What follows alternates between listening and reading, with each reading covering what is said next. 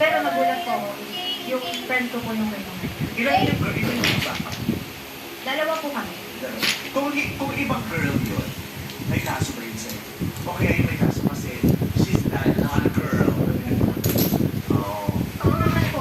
Parang yung talent po na yun is naging total para sa akin po kasi yung talent na po yun is parang may third party po. Parang may third party po na talent na isa po.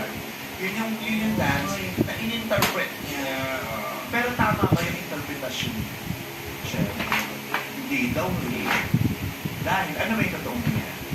Ano po, kaya ko po kasi kinuha yung girl noon kasi, like, di ba po, 2 beses ko na siya pinakapan. So, kung parang komportable na po kami sa isa't isa. Yeah. Pero wala ka talaga na Wala po. Ano lang po na? Pero yung friends na mamahal.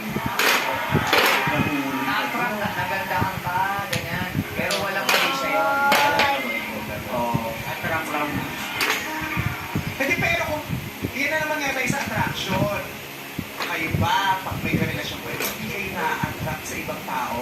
Yung gwapo nun, gwapo nun. Diba? Yung ganun. Somehow, hindi ko sinasabing sexual. Ano ba to? Sexual attraction ba ang pinag-uusapan natin? Or physical attraction? Pag physical attraction, is it bad? Is it not acceptable?